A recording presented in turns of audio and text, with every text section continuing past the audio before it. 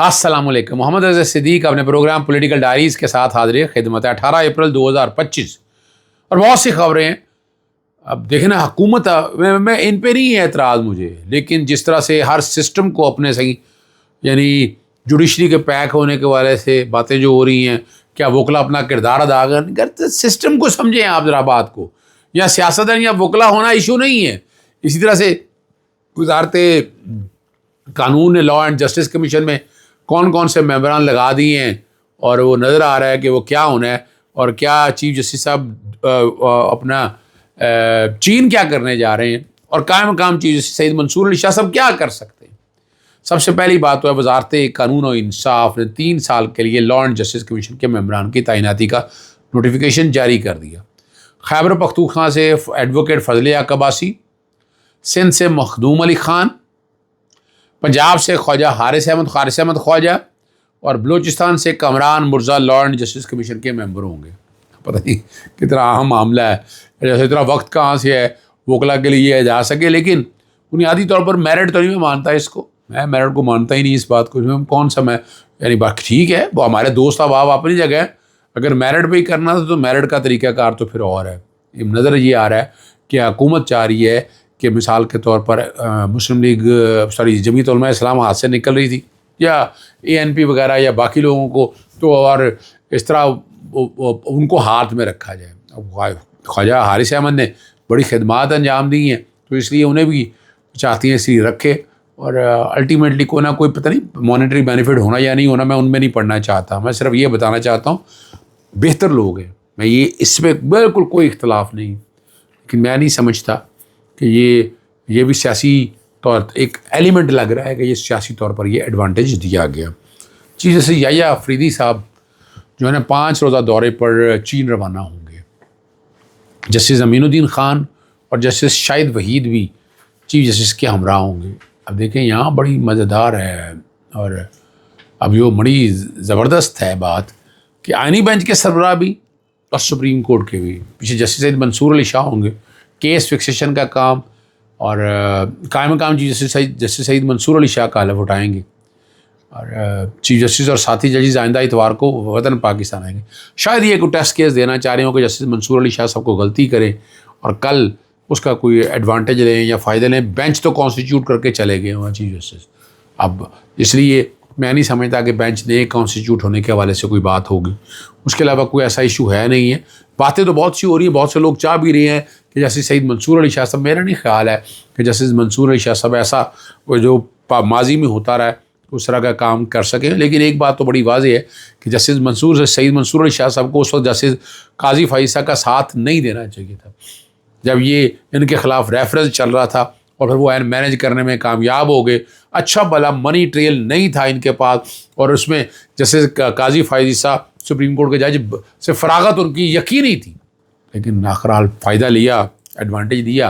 اور وہی باتیں ہیں کل اگر وہ جسٹس سعید منصور علی شاہ اگر اس وقت جسٹس عمرتا بندیال صاحب کے ساتھ کھڑے ہوتے تو یہ حالات ہی نہیں ہونے تھے, یہ والے یہ سینیریو یہ نہیں ہونا تھا, یہ سارا جو کچھ الٹ پلٹ ہوئی ہے نا یہ ہونا ہی نہیں تھا. تو کئی غلطیاں اور کوتاہیاں ایسی ہیں جو کل کہاں سے کہاں بات لے جاتی ہیں. میں تو صرف اس لیے یہ بات ذکر کر رہا ہوتا ہوں کہ آپ کو چیزیں سمجھا سکوں, وہ میرا کام ہے سمجھانا آپ کو, اور آپ بات لے کر آنا. اور یہ جو کہ تاریخی طور پر ہے, میں تو پہلے دن سے جسٹس قاضی فائزہ کے سخت خلاف, وہ میرے سخت خلاف تھے. کئی دفعہ آپ کو پتہ ہے میں ذکر کیا, میرا ذکر کر کے محمد رضا صدیق ایڈوکیٹ کو فکس کرنا ہوگا, یعنی لفظ تھے وہ یہ لفظ اس طرح کہا کرتے تھے. اور یہ ریکارڈ کے اوپر چیزیں ہیں ساری, یعنی میں ان میں سے کوئی چیزیں ہٹ کے بات نہیں کرنا چاہتا. جو چیزیں سامنے ہیں وہ سامنے ہیں اور نظر آ رہی ہیں, اور آپ دیکھ بھی رہے ہیں. یا تو ایسا نہ ہو دیکھ نہ رہے ہوں, آپ کی سمجھ بوجھ میں نہ ہو, آپ کے سامنے ہیں ساری چیزیں آپ. اور اب دیکھنا دوسری بات بڑی مزیدار بات ہے, وہ آگے ایڈ ہاک ججز سپریم کورٹ میں لگائے گئے تھے نا ایڈ ہاک ججز, اور 2 ججز اب 4تھا مہینہ تو آ گیا, اپریل تو آ گیا اور مئی شروع ہونے والا ہے.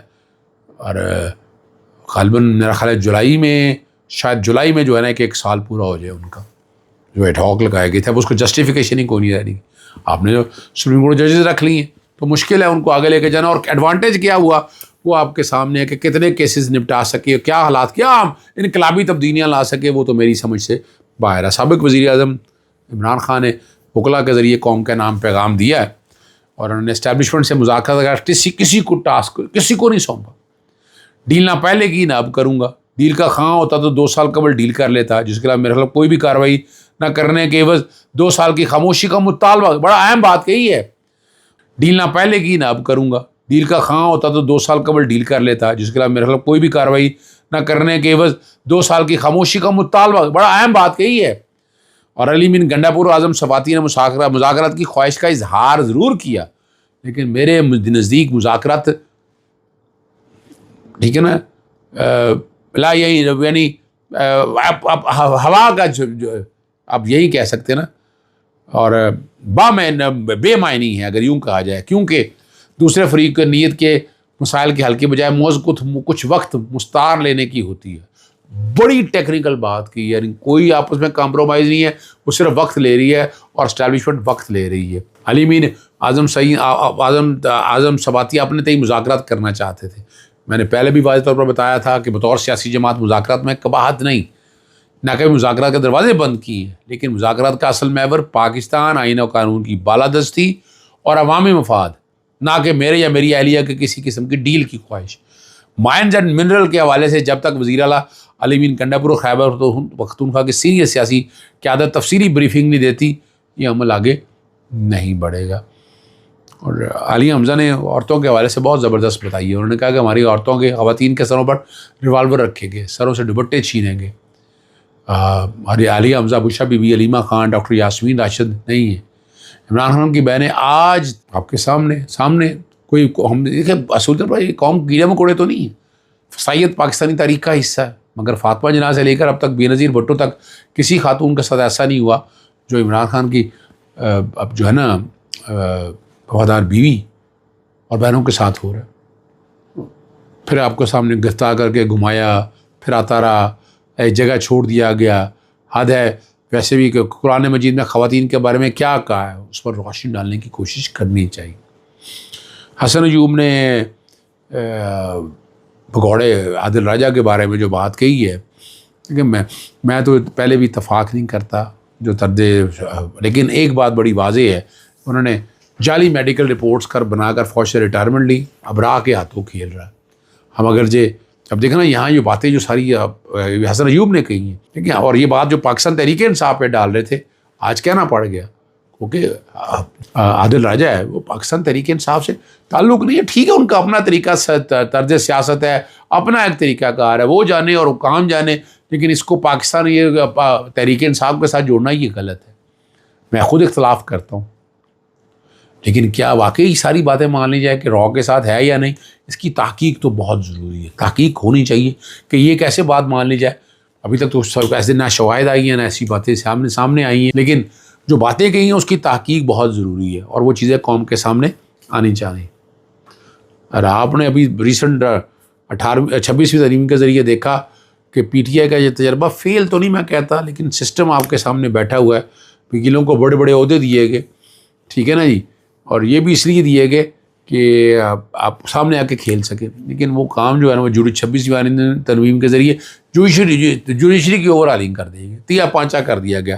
ریاستی سیاستدان بھی فیل ہو گئے، کیونکہ اکثر بظاہر کئی تو ایسے ڈر گئے یا پریشان ہو گئے، یا انہوں نے مناسب سمجھا کہ وہ لڑ نہیں سکتے، جو زیادتی اور ظلم ہو رہا تھا وہ سارا ثابت ہو رہا تھا، اور پارٹی کے نوجوان اب آگے بڑھ کر ذمہ داری اٹھا رہے ہیں، پر انہیں وقت چاہیے اور صحیح مشورے۔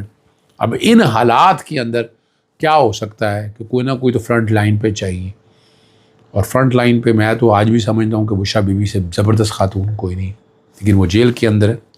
ساتھ ساتھ آگے کیا ہونا چاہیے یہ فیصلہ پارٹی نے کرنا۔ کچھ لوگ علیمہ بہن کے بارے میں باتیں کر رہے ہیں، وہ سمجھدار ہیں، سامنے فرنٹ سے کھیل رہی ہیں، ٹھیک ہے نا، اور لیکن یہ اب اس پہ پارٹی میں بڑے مسائل رہیں گے، پتہ نہیں اس پہ پارٹی کے لوگ کیا سمجھتے ہیں یا کیا کہنا چاہتے ہیں، لیکن اس میں فیصلہ جو ہے نا وہ عمران خان نے کرنا ہے۔ نہ میں تجویز دینے کے موڈ، نہ ہمارے پاس ایسی کوئی بات ہے، نہ ہم ایسی کوئی بات کرنی چاہیے۔ یہ بہتر ہے، عمران خان سب سمجھتے ہیں کہ چیزیں کس سمت پہ جانی ہے اور ان چیزوں کو سیٹل ڈاؤن کیسے کرنا ہے۔ عمران خان ان اے بیٹر پوزیشن کہ وہ جو کوئی بھی ڈیسیجن لیں گے بہتری کے لیے لیں گے، آسانی کے لیے لیں گے، اس سسٹم کو سامنے رکھتے ہوئے لیں گے جس کے نتائج آپ آنے والے دنوں میں دیکھیں گے. اجازت چاہتا ہوں. السلام علیکم. اللہ حافظ. پاکستان